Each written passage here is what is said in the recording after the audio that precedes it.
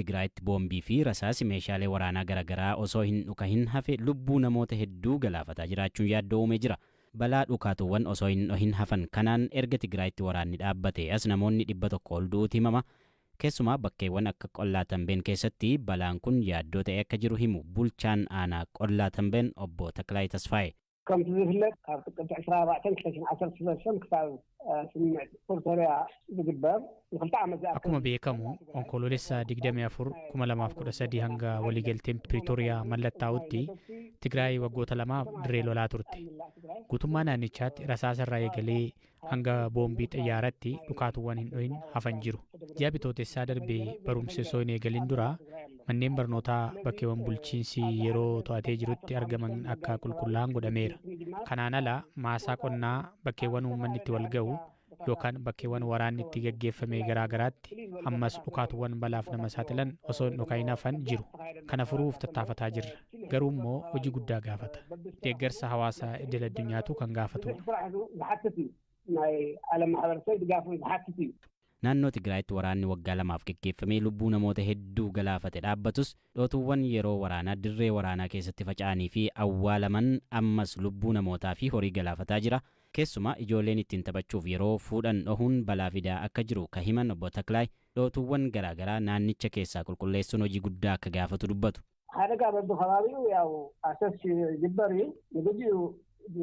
Bakkeewwan garaagaraatti balaawwan mudataa jiru.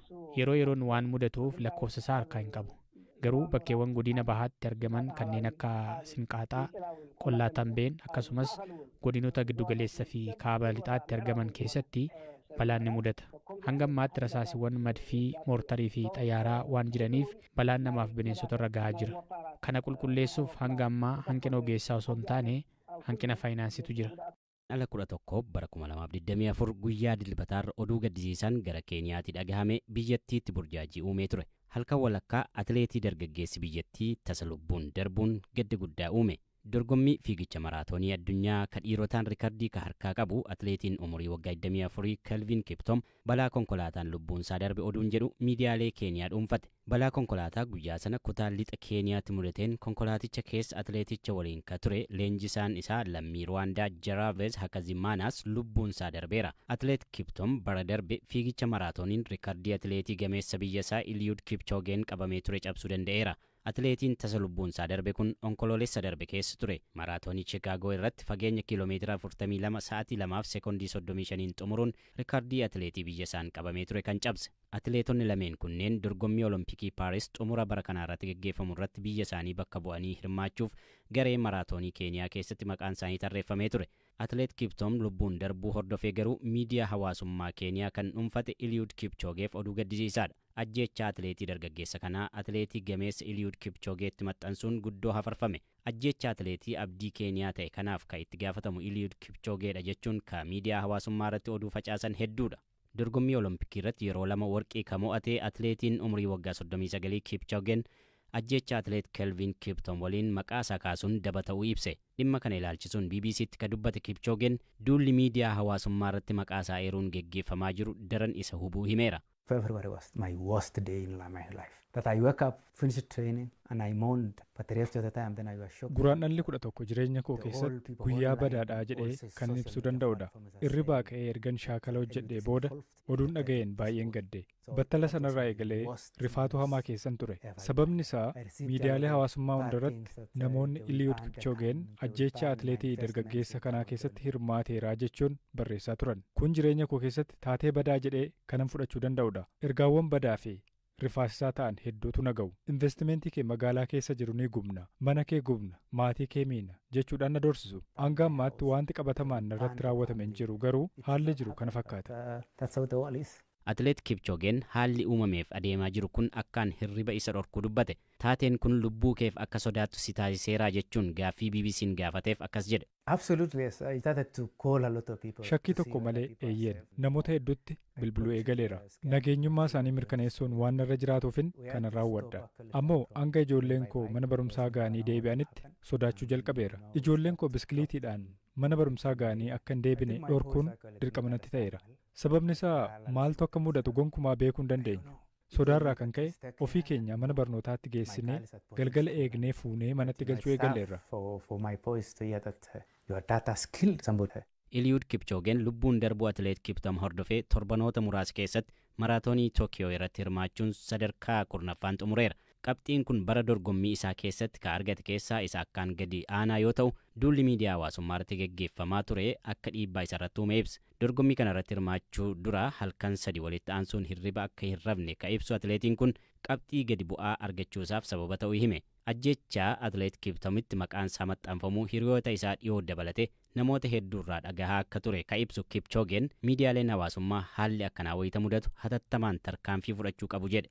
It was really painful for me to learn even from my own people, my training mates. Those who actually I have contact with. Anaan baay'ee kan na miidhe namootan kiyya jedhee abdadhurraa waan akkasii dhaga'u kooti. Namoota akkaan walitti dhiyaannuu fi shaakala waliin hojjannurraa oduu rifaasisaa akkasii dhaga'uun baay'ee nama dhukkubsa. Garuu hiriyyummaan hanga dhumaatti kan ittiin fufne ta'uu irraa baradheera. Dhaabbileen miidiyaalee hawaasummaa gama kanaan sirriitti waan irraa eegamu hojjechaa hin jiran.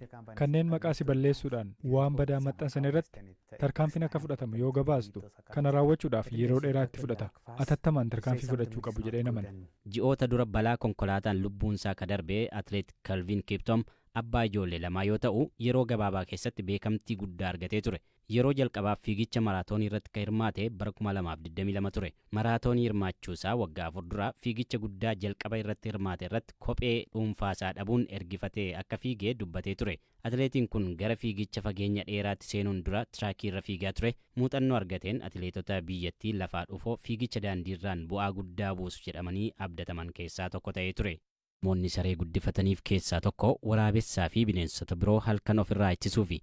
Haalli kun garuu godina Harargee lixaa magaalaa Masalaatti faallaadha. Waraabessiif sareen walumaan magaalaa keessa yaa'u. Magaalaa Masalaa keessaa mana foonii ka qabu Toofiq Ibrahim waraabessi akkuma saree ganamaan dhufee mana foonii dura taa'ee haftee akka kajeellatu BBC'tti hime maatii olaanaatu dubbise.